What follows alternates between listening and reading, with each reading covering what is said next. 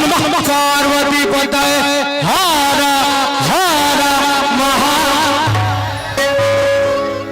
वाह वाह कहे के बाद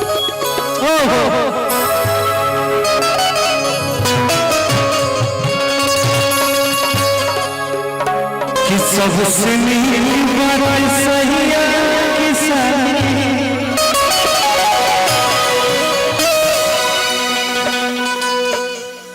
खुशी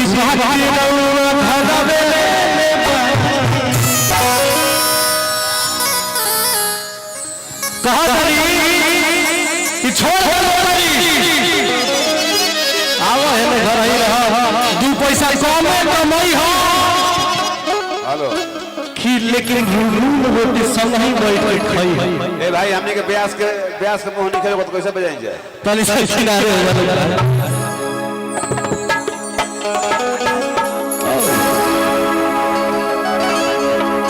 कि खुशी बारी रहुआ घर में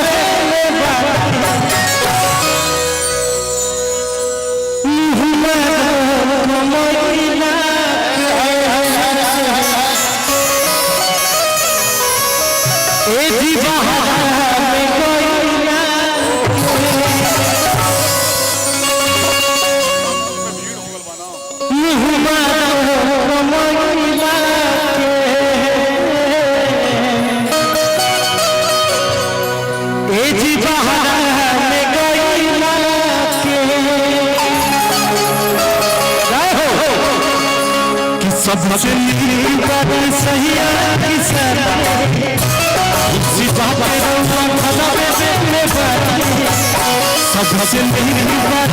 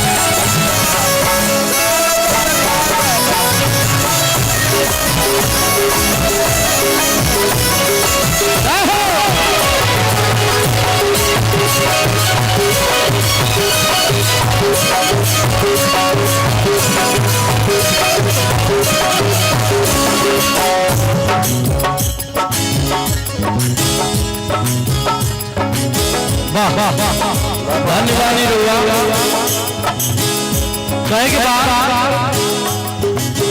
होली दिवाली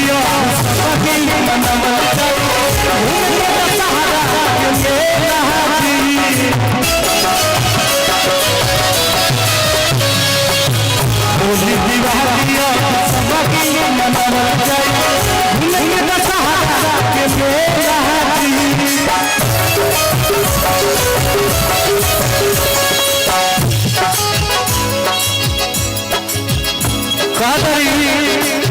खेती बाड़ी बहुत हुआ घरे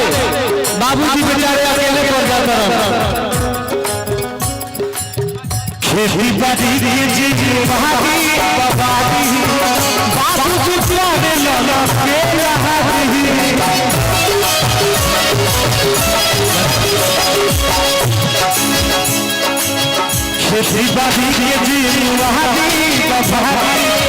बाबूजी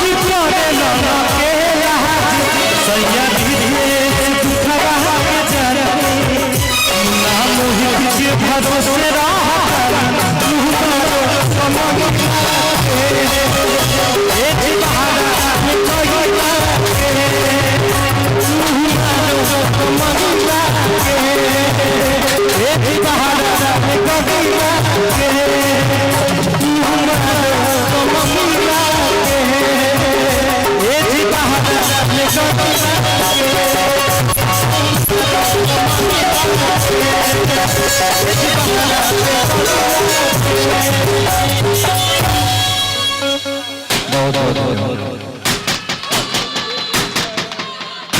यहाँ पे हमारे बहुत